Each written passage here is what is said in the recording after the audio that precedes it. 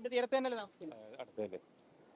കാലത്ത് വലിയ ബുദ്ധിമുട്ട് ഒക്കെ അനുഭവിച്ചാർന്നതാണല്ലോ, ഇങ്ങനെ എപ്പോഴും കടലാക്രമണമൊക്കെ ഉണ്ടാവും. പക്ഷെ അതെല്ലാം ഇപ്പൊ മാറി. ഇപ്പൊ മാറി, ഇപ്പൊ മാറി. ഇപ്പൊ എല്ലാം മാറി. ഇപ്പൊ നല്ല രീതിയിലൊക്കെ തന്നെ സർക്കാർ എല്ലാം നല്ല കാര്യങ്ങളൊക്കെ തന്നെ എല്ലാം ചെയ്യുന്നു. മാറിയെന്ന് വെച്ചാൽ എല്ലാം മാറ്റി. LDF സർക്കാർ മാറ്റിയതാണത്. ഇത്രയും കാലം ഇവിടെ ഈ ജനങ്ങൾ ഈ കടൽക്ഷോഭം ഉണ്ടാകുമ്പോൾ ഇവിടുന്ന് ഓട്ടോയില്ലേ എടുത്തിട്ട് കൂടും കിടക്കി എടുത്തിട്ട് പോക്കല്ലേ. ഒരുപാട് ഗവൺമെൻറ് ഇവിടെ ഭരിച്ചില്ലേ. ഈ ഗവൺമെൻറ് വന്നപ്പോഴല്ലേ അതിനായത്. ഇപ്പം അടുത്തതിനും ആയില്ലേ, അടുത്തതിനും ആകുന്നില്ലേ. അതിൻ്റെ ആരംഭമാണിത്. പക്ഷേ LDF ഗവൺമെൻറ് തന്നെ ഇനിയും അധികാരത്തിൽ വന്നെങ്കിലേ ഇത് നടക്കത്തുള്ളൂ. ഇല്ലെങ്കിൽ മറ്റേ ഗവൺമെൻറ് വന്നിട്ടുണ്ടെങ്കിൽ ഒരു കാര്യം നടക്കില്ല. ഇതിപ്പോ പറഞ്ഞ് നടക്കും എന്നുള്ള ബോധ്യമാണ്.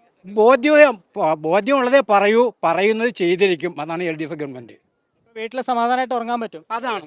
അതെ, ഞാൻ ചെല്ലാനം കൊണ്ടൂർ പ്രദേശത്ത് താമസിക്കുന്ന ഒരു വ്യക്തിയാണ്. ആര് 2021 കടലുകയറ്റം എന്ന് വെച്ചിട്ടുണ്ടെങ്കിൽ ഞങ്ങൾ ഇനി എങ്ങനെ ഇവിടെ ജീവിക്കും എന്നുള്ള രീതിയായിരുന്നു അവിടുത്തെ അവസ്ഥ. ഈ സർക്കാർ വന്നിട്ട് ഒരു ശാശ്വത പരിഹാരമാണ്. കാരണം പതിറ്റാണ്ടുകളായിട്ടുള്ളോളം ഞങ്ങൾ കാലവർഷം വരുമ്പോൾ ഞങ്ങൾക്ക് അവിടെ ജീവിക്കാൻ പറ്റാത്തൊരു സാഹചര്യമായിരുന്നു. ഇപ്പം ഞങ്ങൾക്ക് സുരക്ഷിതമായിട്ടുള്ള ഒരു നിർമ്മാണ പ്രവൃത്തി പൂർത്തിയാക്കി എല്ലാവർക്കും സന്തോഷമാണ്. ഈ നിർമ്മാണം പൂർത്തിയാക്കിയതുകൊണ്ട് ഈ സർക്കാർ വീണ്ടും അധികാരത്തിൽ വരണമെന്ന് തന്നെയാണ് ഞങ്ങൾ കരുതുന്നത്. പറഞ്ഞ് നടക്കും എന്നുള്ള കാര്യം ഒരു വിശ്വാസമാണ്. ഉറപ്പാണ്. ജനങ്ങൾക്ക് ഇതുവരെ ഇത്തരം ഒരു നല്ലൊരു ഗവൺമെൻറ് കേരളത്തിൽ ഉണ്ടായിട്ടില്ലെന്ന് തന്നെ പറയാം. അത്ര നല്ലൊരു കാര്യമാണ് ഈ സർക്കാർ നടപ്പാക്കിയിരിക്കുന്നത്. അത് ചെല്ലാനത്തെ ജനങ്ങൾക്ക് മാനസികമായിട്ട് ഉണ്ടാക്കിയിരിക്കുന്നത് വലിയൊരു അതിനെക്കുറിച്ച് പറഞ്ഞാൽ തീരുകയില്ല. അത്ര ഒരു കടപ്പാട് ഇടതുപക്ഷ സർക്കാരിൻ്റെ ഒരു പ്രവൃത്തി ഞങ്ങൾക്ക് എന്നും ആവശ്യമാണ്. അപ്പൊ ഈ സർക്കാരിന്റെ കാലം അവസാനിക്കാറായി അല്ലേ? അപ്പൊ ഇനി ഇത് തുടർച്ചയുണ്ടാണെങ്കിൽ എങ്ങനെയാണ് ഇവർ തന്നെ ചെയ്യേണ്ടത്?